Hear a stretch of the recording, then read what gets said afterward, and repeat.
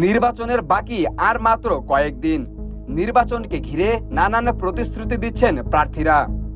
এমন প্রেক্ষাপটে রাষ্ট্র পরিচালনায় যুবকদের প্রাধান্য, নারীর নিরাপত্তা নিশ্চিতকরণ, প্রযুক্তি নির্ভর সমাজ গঠন, জুলাই সনদ বাস্তবায়ন এবং ফ্যাসিবাদী ব্যবস্থার বিলুপ সহ ২৬ দফা প্রাধান্য দিয়ে নির্বাচনী ইশতেহার ঘোষণা করেছে বাংলাদেশ জামায়াতে ইসলামী।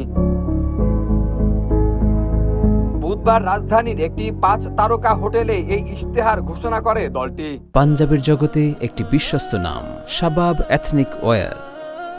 এতে অংশ নিয়ে জামায়াতের আমির ডাক্তার শফিকুর রহমান বলেন, যুব সমাজ চরম বেকারত্বে ভুগছে, কর্মসংস্থানের অভাবে তারা হাহাকার করছে।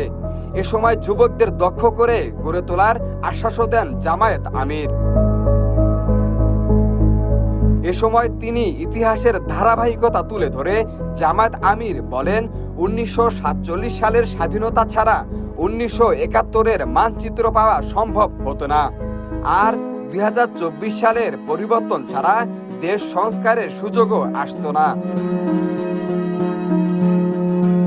এ সময় জামায়াতের নেতারা বলেন, ঘোষিত ইশতেহারের মাধ্যমে জনগণের অধিকার, ন্যায় বিচার ও রাষ্ট্র সংস্কারের পথে একটি নতুন বাংলাদেশ গড়ে তোলাই তাদের মূল লক্ষ্য।